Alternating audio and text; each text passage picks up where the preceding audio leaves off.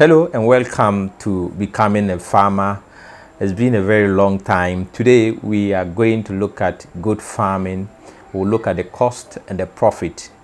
We know that many people find it difficult to start farming. In our previous episodes, we discussed how you can begin your farm, what you need to do, what you need to look out for, especially when you are going into crop cultivation.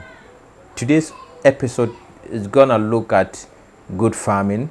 We'll look at the cost, we'll look at the profit, we'll look at the management practice, and then we'll also look at how you can begin your good farming. One of the most important things you need to know when you want to go into good farming is the risk involved. If you do not understand the risk, you would always run at a loss. You must also know the management practices involved in good rearing. If you don't know them, you would find it difficult to be able to understand how to keep them well, to keep them healthy, to protect them from any disaster. Another thing you need to do before you even start the good farming is to prepare your business plan. I have told you in our previous episodes how to prepare a business plan for your farm. We have done that for several farmers who come to us to prepare business plan for them. So if you have your business plan, you would have your vision, you would have your mission, you would have everything that you want to achieve in all of these things will be captured in your business plan. So as a beginner, you need to have your business plan that would guide you in everything that you would do. Your business plan would be able to determine how much you're going to spend, how much good you are going to start, where you are going to do, what kind of breed you're going to begin with. So business plan is very important as a beginner. So you also need to know whether you are raising the goat for meat, for skin, for manure, or for even milk. There are people who raise animals purposely for any of these that I mentioned, for meat, for milk, for skin, or manure. So you need to know if it is for meat, then you don't have any problem, because across the world people have a lot of interest in goat meat, and so even at the farm gate, somebody would buy the goat meat. If you want to rear them for any other thing, then it means you need to plan very well. If you want to rear them for milk, you need to plan them very well, because people have options for milk. Now let's look at the basic goat farming tips for beginners. What are some of the things that you need to put at the back of your mind?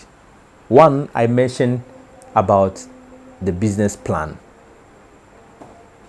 2, you need to decide on your budget and work according to the budget. If you do not have a budget for your farm, you cannot work according to that budget or according to anything. So you need to have a budget. So if you have 500 cedis budget for the good farm, indicate it clearly that you are going to invest 500 cedis in the good farm. Whatever you are going to do with the 500 cedis, you have to indicate it in your documents so that it will be captured that I want to buy 2 goats with the 500 Ghana cedis. The third thing has to do with the breed. You also need, or you have to look for a breed that is good for your location or your village or your town, wherever you are stationed. Look for a breed that can be able to withstand the weather patterns there, that can be able to grow well, a breed that you can find all the feed, whatever that it needs in that area. If you are buying a goat, don't just go and buy goat anywhere, especially when you want to go into commercial farming. Please look for someone, a trusted farmer, a certified It's quite difficult to find certified farmers here in Ghana, but look for a trusted farmer where you can get healthy and very strong animals or goat or breed, so that you will not have any challenge after you have bought them. You also don't need to start big. I have said this in my previous episode, that you don't need to start big. You can start with 2 goat, 3 goat, 4 goat, or 5 goat. So you have to start somewhere, especially when you are a beginner. Initially, you can start with a couple of goat, 2, 3, 4 of them. You don't need to go and buy a lot of goat to start your farm business. Immediately you buy your goat, when you buy them, a veterinary officer should attend to the goat to ensure that the goat is healthy, to ensure that, or to confirm that the goat has no any kind of sickness. A veterinary officer must be on standby to check on your goat. I would advise that you should even have a personal veterinary officer who would always attend to your goat. Another thing is to provide a housing for the goat, a proper housing system.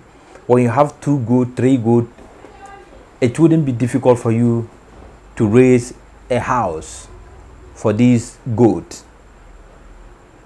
When you have the house, also ensure that you fence around the house, and you should also have a good water supply for the goat. You should have a feeding chamber or a feeding place or anything where you can easily feed your goat, or where you can easily drop the feed for the goat. All of these things should be separate. They should have where the goat can always be safe. You should have a portion where they can drink their water, clean water, and a place where you would feed them. These are things that you must take very good attention to them. You must pay very good attention to these things, because if you are going into a commercial farming, or you want to make business, you want to make profit from your investment, you need to pay attention to some of these things. So always check your animals almost all the time to find out whether they are healthy, they are in good condition. Like I have said, have your personal veterinary officer who would always and almost all the time attend to your goat. And in a situation where you are rearing them for a meat, I always advise farmers to always look out for a good market for their goat meat. Because if you are able to establish a good market for your goat, you would not have any problem when you want to sell your meat out there. People are very much interested in goat meat, but that doesn't mean you should not look for a good market. You need to look for a good market so that you can always have good profit. Check the weight of the goat when you buy it. Record it somewhere. Record the price attached to the goat.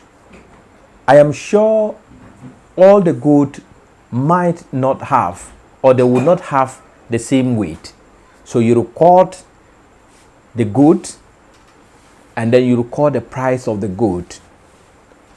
You do that to all the goats so that you can be able to tell how much you've spent in buying the goat, or you can be able to even know how to feed your goat when you know the weight of the goat. Approximately, you can spend like 15 Ghana cedis feeding a goat, or 10 Ghana cedis feeding a goat a day. If you are to buy feed for them, you would spend about 10 Ghana cedis feeding them. There are instances where you can even spend more than that depending the kind of feed you want to give to your animal. In villages where the animals can move into the forest or into the bush to feed or to graze, there is some amount of cost that you need to record. I have always told farmers that don't assume because your animals or your goat or your sheep is grazing in the forest, it is for free. It can never be free, because whoever sent them there or whoever is going there to bring the animals or send the animals there must go at a cost. There must be a cost involved. So whatever action, whatever activity you take in rearing your goat must be recorded. Whatever feed, whatever cost that you make in ensuring that your goat live a healthy life, you must record it, even if it is 1 cedi.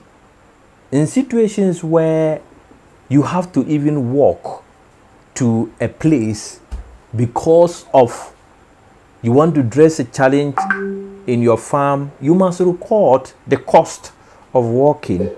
Don't assume because it is your farm, therefore you don't need to record some of these things. Don't forget, record the weight of your goat, each of them, record it and indicate how you can easily identify that particular goat. Indicate also how much you bought that goat. Indicate the date you bought the goat and indicate where you bought the goat. If it is possible, you can even write the time and even under what circumstance you bought the goat. This will give you a brief history of that goat. The history of your animals is very important. So if you want to go into goat farming, these are the basic things you need to know. Under this video, I am going to provide the cost analysis of how to start goat farming. And in our next episode, I will take you through sheep farming. Both are animals, but need different treatment. Remember, you do not have to start big. You can start small and grow your farm. That is the principle of good farming system. Don't start big, start small and grow your farm. Thank you so much for watching. We shall meet next week with another episode. Goodbye.